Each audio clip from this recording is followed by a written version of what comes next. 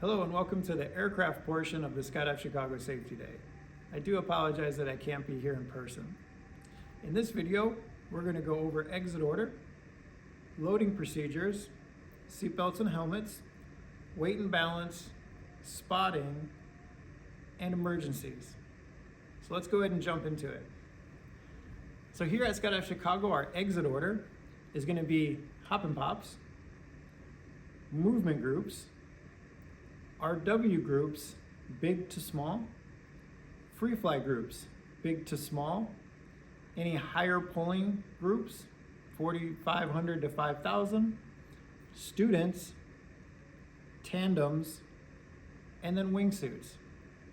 This exit order is posted at the loading area throughout Skydive Chicago and can also be found on the Skydive Chicago DZ briefing video available on our website. Loading procedures. So with that exit order, we're going to load in reverse.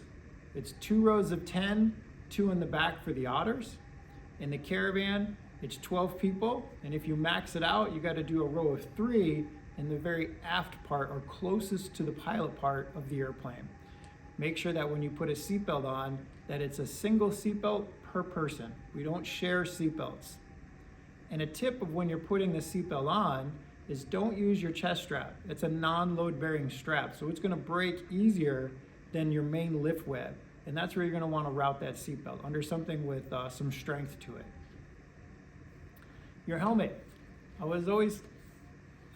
have this thing where I never want to embarrass my mother the way I pass away.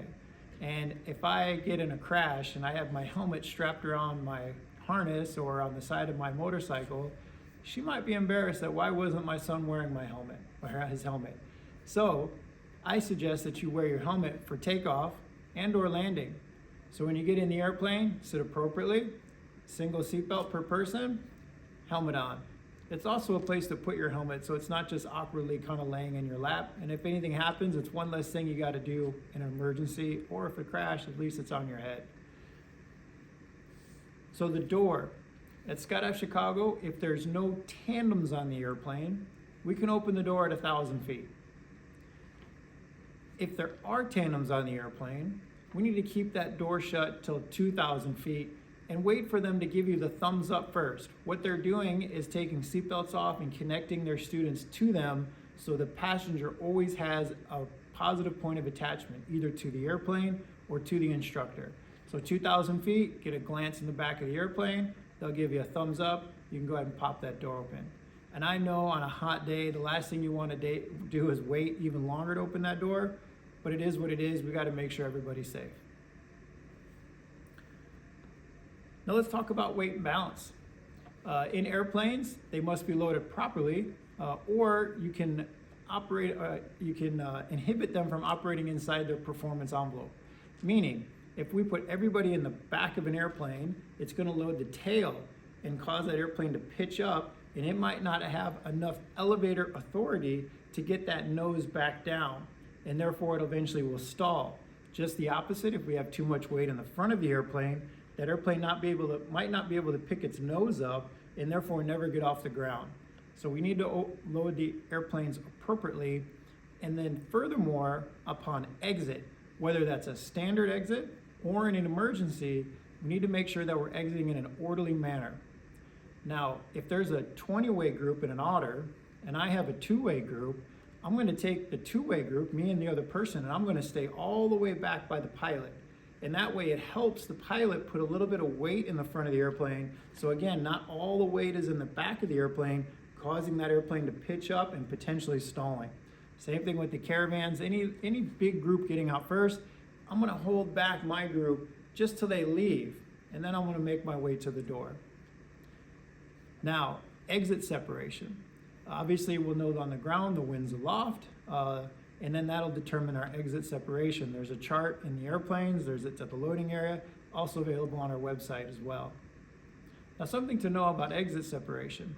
If it's 5 seconds, that doesn't mean count to 5 and then go. That means from exit to exit, it should be 5 seconds, all right? Also note that when the green light is turned on, that just means that the pilot says it's okay to jump. It doesn't necessarily mean it's cleared to jump. What does that mean? That means when the door comes open and the green light gets turned on, I'm gonna look outside of that door and I'm gonna make sure there's A, no traffic, no airplanes in my vicinity. I'm gonna make sure B, there's no clouds because we can't jump through clouds. We have to be VFR. If there's either one of those two, I can ask for a go around. Now I will say that we limit go arounds to 2, meaning we try on the first pass. If it's not there, we'll try again if it's not there. And then to conserve time and aircraft time, we're gonna go ahead and descend the airplane because it's just not able to jump on that pass, on the second pass. So red light is the door, green light, the pilot says it's okay to jump. I'm gonna ensure that it's cleared to jump by looking out of the door, seeing for traffic, seeing for clouds, if it's good, and then I'm out the door. Now I need to do that check within my exit separation chart. Again, if it's 5 seconds, the first 2 seconds is me looking out of the door, it's clear. The next 3 seconds is me getting out of the door, getting prepped, and the ready, set, go. Now we want to be efficient, we want to be safe, and safe. Spotting. So we use GPS here at Skydive Chicago. We also have the skydivechicago.com/info page that displays what the spot is, if there's a hook, and what the exit separation should be. You can get that on your mobile phone. It's also in the loading areas at Skydive Chicago. The spot sometimes will consist of a hook.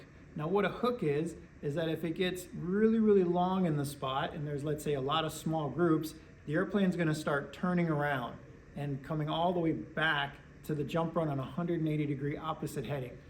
Now the pilots maintain a 0.4 offset from the original line to the secondary line, so that way we're not dropping on top of each other. And this is why the movement groups get out first, so they don't have a conflict on the hook. If the airplane starts to hook, you're okay to continue to jump as long as the light stays green.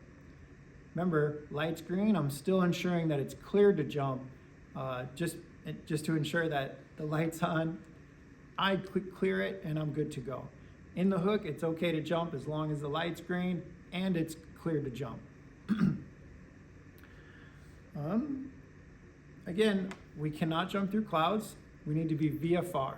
It needs to be 1,000 feet between the clouds. Pretty much impossible to measure. If you look down and you see a cloud below you, don't jump. Simple as that. Now let's talk about emergencies, something that we don't practice a lot, so it's good to talk about. Now in an emergency, you want to make sure and have clear, concise communication. Remember, when there's a lot of action going on, a lot of unknown, fear, adrenaline, that can lead to some pretty worked up, high-speed communication. Calm it down, talk to the pilot talks to the jumper. Now, it's important that you dedicate one person to communicate with the pilot, and that pilot will communicate back to that one person. It doesn't help to have 10 people asking questions and telling different things. Chain of command. One person talks to the pilot, that person talks back. We have an engine failure. I need you guys to jump now. We have an engine failure. I'm going to get you over the airport. Watch for the lights. We have an engine fire. We need to get out right now. Pilot, somebody has an open container. What would you like us to do? Pilot, somebody has a parachute opening and it went over the tail. They're hooked to the airplane. Clear and concise communication. The pilot will evaluate the situation, translate that information back to the dedicated jumper, and then we can disseminate that amongst everybody else. Now, important, if the pilot does ask you to jump, that doesn't mean you need to all do a 20-way out the door at the same time. We can still give a bit of separation, so that way we can ensure that we don't tangle with each other as soon as we're out of the airplanes. Remember, in an emergency situation, what's the first thing you should do? Probably look at your altimeter, see how high we are. Is this a reserve deployment out the door? Or is this a main parachute out the door? Do we have altitude? Where are we at in that situation, right? Pilot, I need you guys to jump now. Okay, I already have my helmet on. I got most of my stuff ready to go. I look at my altimeter, we're at 7,000 feet. okay, plenty of altitude, I know that I can delay a little bit from the airplane before pulling my main parachute. If we're at 1,000 feet or we're really low, I know that I'm probably gonna have to pull the reserve, not a lot of time, situation's serious, I need to act quickly, calmly, and efficiently. So as a recap, in an emergency situation, we're gonna chain of command communication, clear, concise. We dedicate one person to talk to the pilot, that pilot talks to that one person, information gets disseminated out. It's important that we stay calm in this whole situation as well, because it can start building blood pressures up because it's an emergency. However, nobody said I have a deer in headlights and then crushed it, right? We got to stay nice and calm so we can think clearly and safely. Now, as a pilot, we can't always see everything going on in the back of the airplane. So sometimes that communication needs to come from the back forward.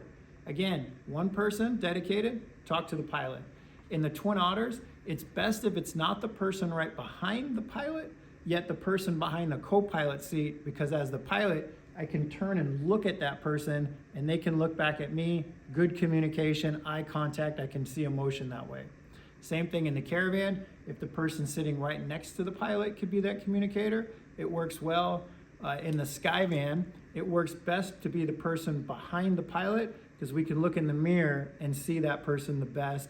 There's a lot of aircraft structure in the way that we can't see the person in the co-pilot behind the co-pilot as well. Recap, if you're in an Otter and behind the co-pilot, you're the communicator. If you're in the Caravan, next to him. If you're in the Skyvan, you're behind the pilot communicating through the mirror to the pilot. Clear and concise, stay calm, and act accordingly.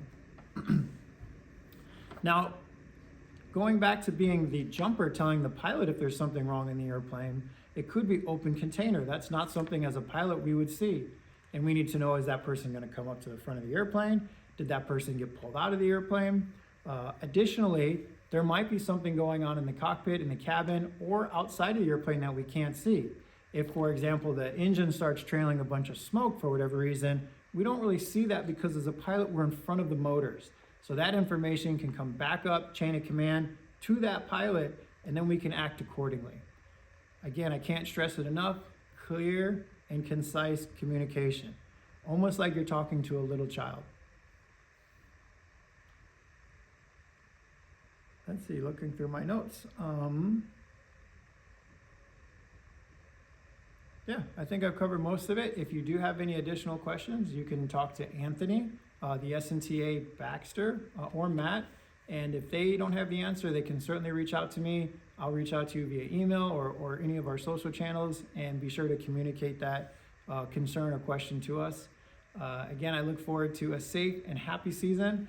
And those of you that have seen the videos of standing on the side of the airplanes, I highly recommend that you don't do that. Aircraft are not designed to take that load on them, and don't be that guy. So thank you for joining us. I look forward to a fantastic season. Again, I apologize for not being here in person, but I can't wait to jump with you guys.